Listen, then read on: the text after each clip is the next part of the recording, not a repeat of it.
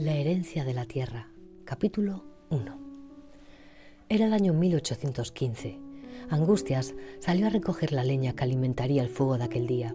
A pesar de que el hogar donde vivía con su marido Narcís y su hijo Rosendo era más bien pequeño, se hacía algo difícil calentarlo. Los días de septiembre seguían siendo calurosos en Martinet de Cerdanya, pero las noches eran bastante frescas y la chimenea instalada en el comedor debía encenderse a media tarde para calentar el resto de los compartimentos. Mientras se levantaba con varios troncos bajo el brazo, le pareció ver algo en la distancia.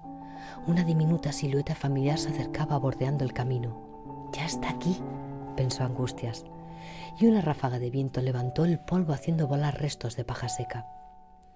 Angustias esperó frente a la entrada de la casa y se secó el sudor de las sienes con el ajado delantal. Transcurrieron unos minutos hasta que pudo distinguir, a través de la luz intensa, lo que parecían moretones y manchas de sangre en el rostro y la ropa de Rosendo. La mujer soltó rápidamente los troncos que cayeron sin orden al suelo y corrió asustada en dirección al niño. Cuando por fin lo alcanzó, se abalanzó sobre él y lo cogió en brazos. «¿Pero qué te han hecho, hijo mío?», le preguntó la madre mientras lo examinaba. Enseguida se fijó en la cantidad de sangre que había en las hinchadas manos del chico. Angustias buscó una herida abierta, miró en las manos, los brazos, la cara, en todo el cuerpo, pero no encontró tal herida. Nada. La sangre no era suya. Angustias se fijó en los enormes ojos castaños de Rosendo, clavados en el suelo. Su expresión no había cambiado. No era la primera vez que Rosendo volvía a casa golpeado por niños del pueblo.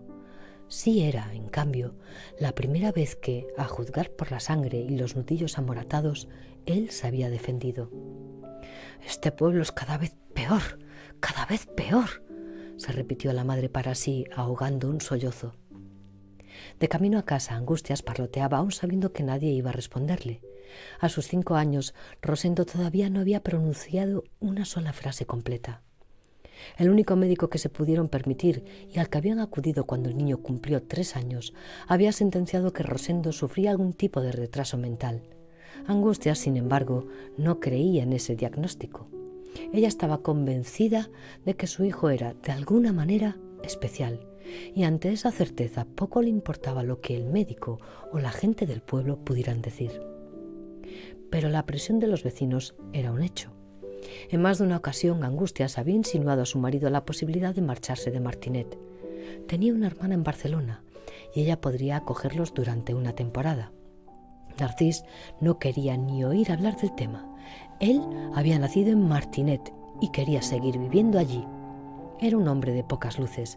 Ni el daño que en aquella zona de frontera había causado la reciente guerra de la independencia contra los franceses podía hacer cambiar de opinión a Narcís Roca. La guerra había comenzado unos años atrás, en 1807. Napoleón, mediante el Tratado de Fontainebleau, había conseguido que Carlos IV permitiera entrar a las tropas francesas en España. Pero allí, en el pueblo, los más ancianos sabían que las guerras llegaban como las pestes, sin previo aviso, y lo asolaban todo. Y no era 1807, sino el año en el que Paquita se había casado con Clemente, cuando había nacido Mariona y cuando el herrero compró un par de caballos nuevos. El párroco del pueblo trató de convencerlos de que Napoleón era un liante que, con la excusa de expulsar a los ingleses de Portugal, se había metido en España y había provocado la contienda. En un primer momento, algunas mozas soñaron con aquellos apuestos soldados y los más jóvenes con la gloria de las armas. Pero pronto se descubrió que, en efecto, las tropas llegaron para quedarse y que había que pagar un alto precio por ello. Napoleón consiguió que el rey abdicara para cederle el trono a su hermano José, y muchas madres lloraron a sus hijos ausentes. Junto a los soldados también había llegado una multitud de funcionarios franceses. Pese a su espíritu renovador, la población sufrió constantes abusos por parte de las fuerzas napoleónicas. Los saqueos y robos constantes condujeron al miedo, y tras el miedo llegó la rabia. Una fiebre contagiosa animó a la gente de los pueblos a organizarse. Se vendían tantas armas que el herrero no paraba de trabajar. Se fabricaban más cirios, se encargaban más misas.